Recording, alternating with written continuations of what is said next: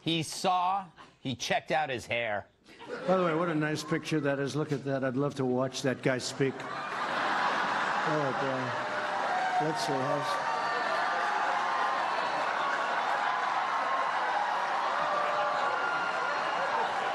I try like hell to hide that bald spot, folks. I work harder. Doesn't look bad. Hey, we're hanging in. We're hanging in. It's amazing. That's our president. How did this happen? How did this happen? All right. But he turned insults about his golden mane into a golden moment. And you know, it's hard to rip him on his locks when he's just better at it than you are. So on Friday at CPAC, President Trump touched on pretty much everything, talking like your rich uncle who simply doesn't give two or three. You be the judge of how many he doesn't give. My favorite part, when he explained plainly why people do lousy in midterm elections. What happens is you fight so hard to win the presidency. You fight, fight, fight. And now only 2 years, that's a very short period. And by the time you start campaigning, it's a year. And now you got to go and fight again. But you just won. So nobody has that same drive that they had. So you end up not doing that well because the other side is going, they're crazed. And by the way, they're crazed anyway, these people. They are really crazed. Try to remember, has anyone ever done that before? It's the best election advice I've ever heard. And of course, any Trump speech wouldn't be complete without an honest self-assessment.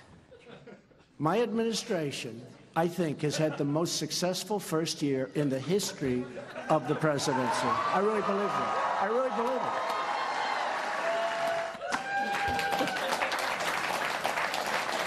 it. You know, always point to a guy in the audience after you make a good point.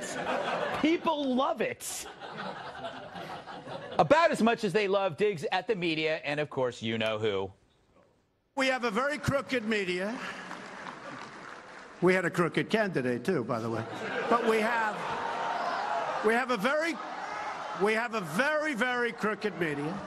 All right, and just to make sure no one felt left out, Trump made sure to call out walking driftwood sculpture, John Kerry. If somebody said death to America while I'm signing an agreement and I'm president, I immediately say, what's going on here, folks? I'm not signing.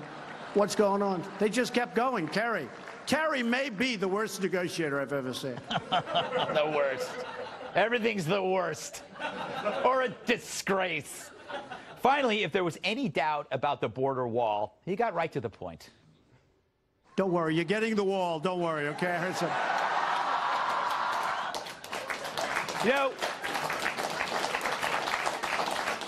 if Donald Trump is Van Halen, then Build the Wall is his Hot for Teacher.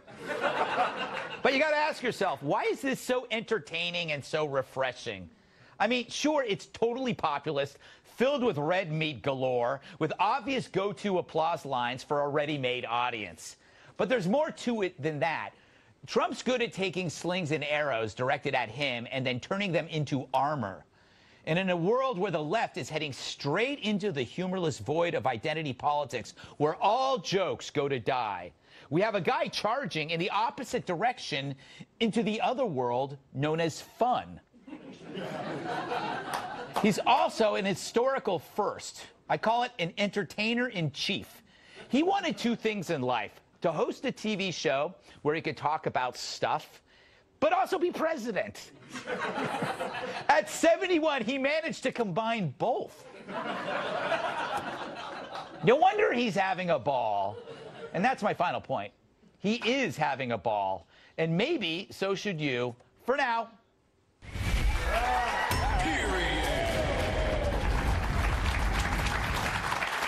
Let's welcome tonight's guest. He is so tough, a bed of nails sleeps on him. Retired U.S. Army Lieutenant Colonel and Fox News contributor Alan West. She is so bright, lighthouses call her for advice. The Federalist staff writer, Bree Payton. And there aren't enough tissues for all of her issues. National Review reporter Kat Tim Fitzoker. And here is an interesting fact. He doesn't own a ladder. Former bodyguard and my massive sidekick, Tyrus.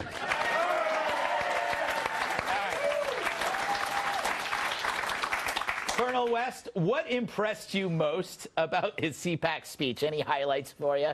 Well, yeah, I think the most important thing, if you've ever read Saul Alinsky's Rules for Radicals, and he always talks about how you can use ridicule against your political opposition. And you're absolutely right. This guy, no matter what you throw at him, he takes it and turns it back against them. And they're completely frustrated, as if there's nothing that we can say or do that gets under this guy's skin.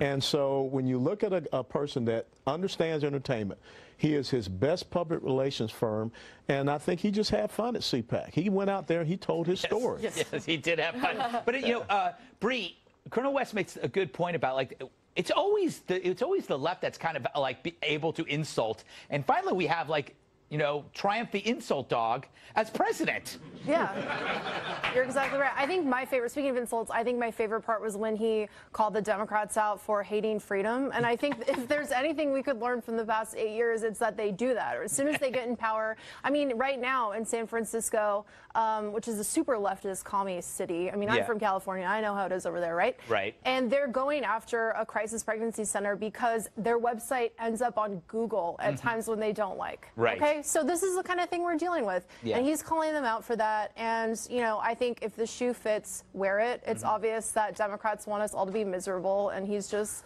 speaking the truth. Yeah, he just doesn't care, Kat, about any. He even said before he did that snake poem that I know that you loved, that he says, I know people aren't going to like this, but I don't care if they don't like it. You know, I believe that he can be very sloppy when things he says.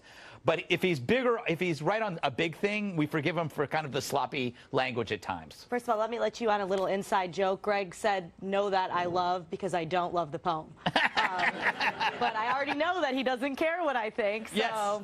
I painted you into a corner. Right, absolutely. This was just a classic Trump to the base speech. Right. It had everything. It had the wall. He managed to throw in a crooked Hillary there, pretty much. Yes, that was that took some talent. Yes. Talking about immigration, talking about the economy, and then of course doing the thing where he stops and leans to the side and waits for people to clap for him. Yeah. Which I don't see. I did it and it didn't work for me. So No. I have to. Well, it did, but he's able to do it. Sometimes he just starts clapping for himself, too. I'm doing it right now, and it doesn't work for me either. So he's really good at getting applause, and that's one thing that I really envy about him, whether or not he has a bald spot. Yes. You know, Tyrus, I bet he wishes he could do that every week. He seems to enjoy it, be his thing. But he does do that every week. Yeah. And I think that's the part that the super left and the CNN building has got to have a late night meetings. Like, what do we got? He cheats on his wife. He's a Russian spy. None of that works. He doesn't care. He eats at McDonald's and he doesn't care.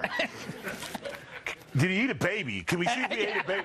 And he probably would say it was the best baby I ever had. And those of us who haven't had a baby should really try it.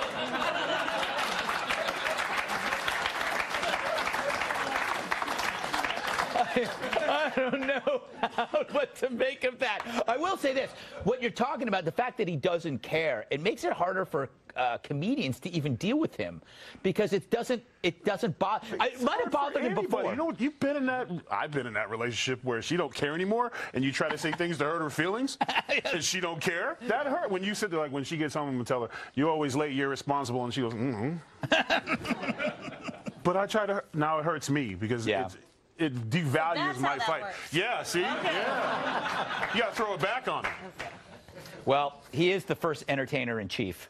It's an interesting thing, you know, that the ability to combine two life wishes into one thing is pretty amazing. Well, the interesting thing is that, you know, you have normally had the typical Republican president or whatever that comes out and talks about all these policy things. The debt sucks. Yeah. Deficits suck. And everyone just sitting there like, I can't connect. I don't get it. But this guy, He brings people in because they find it funny. They find it engaging. And you know what? They're getting money in their pockets, too, on top of that. It's a win-win situation. That's true. Then you trot out someone like a Keith Ellison or Nancy Pelosi or all those CNN folks, and they're Debbie Downers, man. Yeah. I mean, that's what you see. Yeah. All right. And that's an up point to Keys. Still to come, we'll discuss the president's meeting with those affected by gun violence. And later, Nancy Pelosi's got some border wall alternatives. Plus, a CNN reporter confronts an elderly Trump supporter. It's a cornucopia of dumb ideas.